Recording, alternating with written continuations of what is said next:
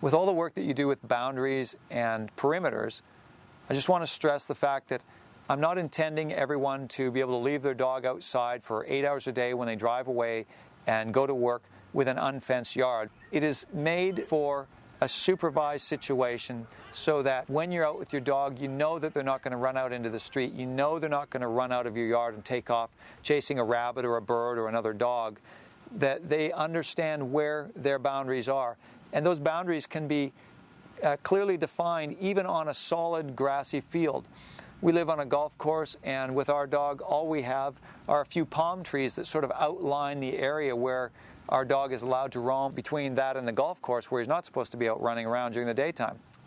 The way that we did our training with Judah on our property is the same way that you would do it if you watched the section on campground boundaries.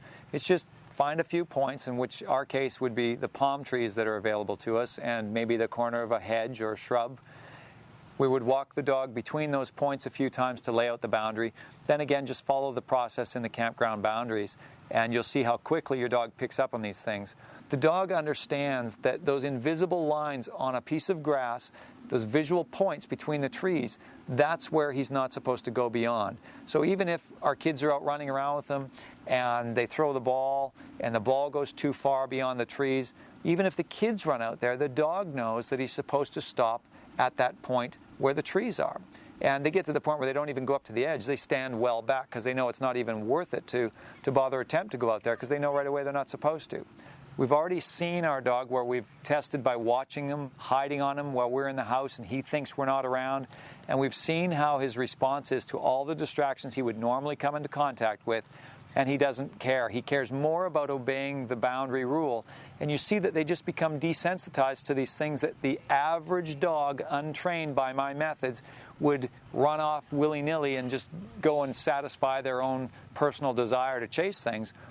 The dogs, when I've trained them, they learn to think beyond this and above this with a higher level of maturity, if you want to say, that they don't need to be a bull in a china shop just running around crazy like. They can assess a situation and say, well, sure, there's a bird or a cat or something out there, but in my old days I used to chase those things. But now in my new life, the dog would say, I don't run out across the invisible boundary, and I don't need to go chasing other creatures to entertain myself. Take your time, put a little bit of effort into it, follow the process, and make your corrections at the appropriate level for your dog, and you'll have confidence that they're going to stick around.